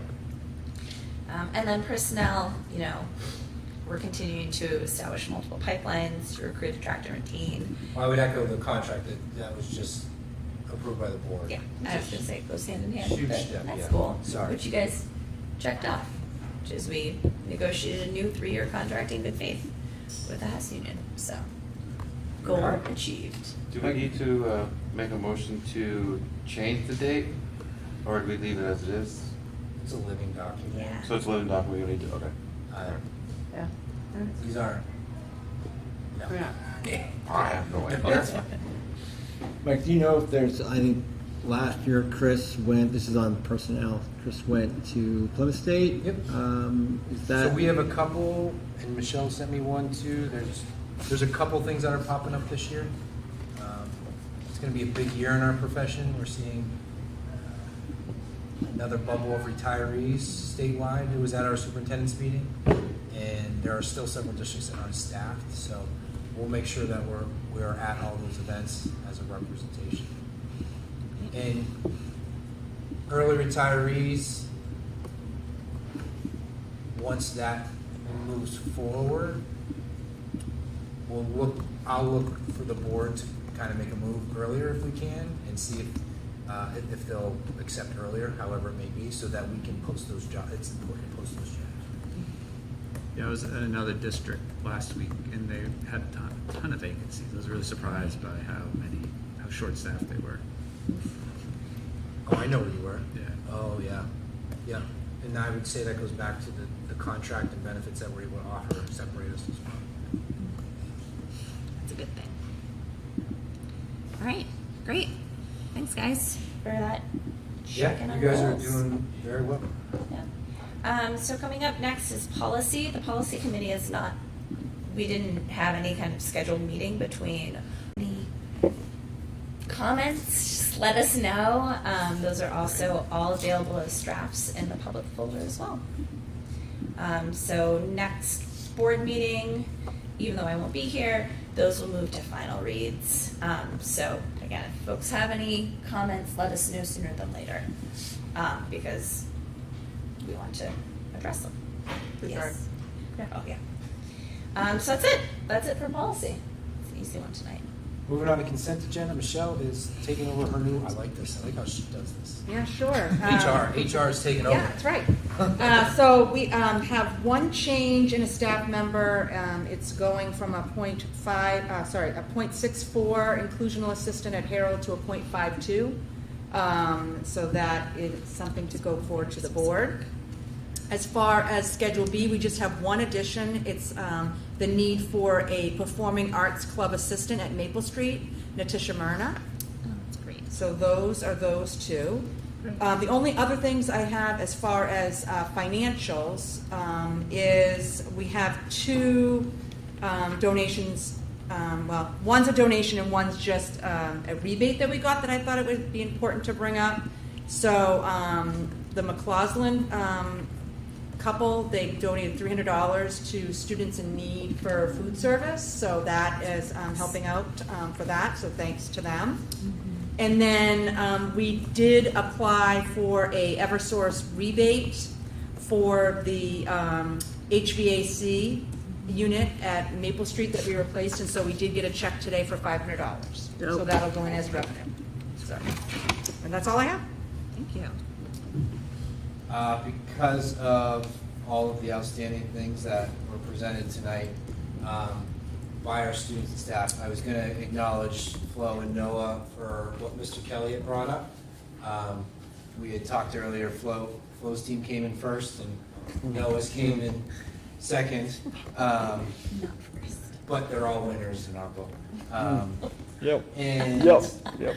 I think it'd be, and this is what I was going to tell you, I really hope that we can take the time and come back and really present, not necessarily needing to present both of the projects, but really an overview of the experience, because the feedback we're getting from what's the company? BioTruck. The impression that our students gave towards a huge company and what they're trying to do is pretty impressive. So I think it'd be great if you guys came back and we'll put you on the agenda and really give you your time for what you've done. So, and then the other thing is an overnight field trip in there. If you have any questions, let me know. Great. But we're going to keep it short and sweet after a long, informative meeting. So, any questions? With that, I would ask you to accept the consent agenda as presented. So moved. Second. Any discussion or questions? No? Good, all right, all in favor? Aye. Any opposed? Motion carries. All right, so we have committee updates. I'm just gonna go in the order that they're written. Policy didn't meet. God bless you. So there's no update there. The curriculum and assessment committee has not met either. Well, So you let's have. see. Wait, did we meet? I'm having You can just say the report card stuff's off and running. Yep. Report cards are off and running. We heard, I spoke about the seal by literacy, which we learned about, and we discussed Oh, you did? the. That's right. I'm Yeah. sorry. And I called you earlier. I'm confusing you. I'm like, no, I'm Yeah. pretty sure I've told you guys all about this, so. Okay. It is? Finance. Sure, so we met today. A lot of it was about the budget proposal, and I think we've covered that ground, so we'll leave that one there. We did talk about potential healthcare options. So currently we're with Anthem, and we think it's good due diligence to see what other possibilities are out there. So Michelle will explore some of that before our next meeting. We talked about food service sales by school and what explains the jump, and we're really not sure what explains the jump. I mean, part of it is we need to go back to pre-COVID, so 18, 19. I mean, we have 19, 20, but we lost 3 months. So certainly food sales or food costs rose. We did increase the cost of lunches and breakfasts a little bit, but still doesn't account for that massive jump. If you looked at last month's financials, you can see that trend continues. I think Mike made a very good point that just maybe perhaps when everybody was getting free breakfast and lunch, maybe parents and families and kids said, this is not such a bad thing, and just kept it rolling for how it serves their family. And then in terms of the financial forecasting, everybody laughed. I started doing some work. Is that because when you copy Yes. paste the columns, they're not the same in each document by year. From the MS-25, and Michelle gave me some tutelage today, so I can continue doing that. And yes, there is one of those little calculators on my desk. So With paper? of course. Oh no, you mean a little tape thing? No, Like that drives me Michelle, so she crazy. brings to school budget meeting? Michelle's got the little tape thing. Yeah. Any questions? No? Thank you for that. When did the auto pay for the school lunches get implemented? 2 years ago? So that might also be like I That's feel like been, there's that's been around for a long time, but it hasn't been mandatory for a long Right. time. it's helpful. It's good. Yeah. That service was available when I was there, but now it's, Yep. it's a no cash scenario. Great. CIP? Norm? Jim? The other way? Yeah, I think Jim gave the covered update. everything. moving on. Yeah, we're in good shape. EMC, energy. Yeah, so we met last week. We actually digested all of, you guys will remember, all the audits that we got from all the schools. We digested all of those into a synopsis. Then we collapsed and sent to Margaret to C's because she's coming and meeting with us this Thursday to make sure we didn't miss anything, think about how we want to prioritize some of her recommendations. She has general, really good context. I am tasked with sending out our synopsis to you guys because, well, it'd be amazing if you read all of the documents. We also know that everyone's busy, and so we're going to go ahead and share that with the board just so you can see how we broke it down by subcommittee. And then our next step is to do some costing in a similar document to the CIP to look at investment ROI, operational ease. And then we have a couple other experts who are going to come in and talk with us. So we're moving. We are in a tight timeline of 5 weeks, but we feel really good about it. Safety, we sort of covered. Covered that the last time. All right. I think that's it for committee updates. Anything I missed? No? Okay, great. We're here for the second public comment portion of the evening. As a reminder, we ask that you keep your comments to 3 minutes, and we just need your name and address for the record. Would anyone like to make any public comments? All right. That was easy. Other business, old business. So I forgot to mention this at the top of the meeting, but you guys will remember that recently there was a law change that required school boards to have student representative on there. We were already doing this and had 2 student reps, which was great. We had a meeting a little earlier this evening with Noah and Flo, and they are now going to be attending an official student representative board training pretty soon. So we look forward to continuing to have their perspective on the board, even though I'm always facing this way. But I think that they really lend a lot of value. I know many of us have kids at different levels within the schools, but having actual student voice at the table, I think, is a really important thing. So I appreciate their work and their time. I look forward to hearing about this training. Hopefully it's helpful. So that's it for old business. Unfortunately, something did come up during the meeting, so there is a need for a brief non-public for the board. After that non-public, we will be coming out of that and not doing any additional business. So is there anything else? Otherwise, I'm looking for a motion to move into non-public under RSA 91A:3A for personnel. So moved. Second. Okay, and it's a roll call vote. Aye. Yes. Aye. Yes. Yes, and that's it.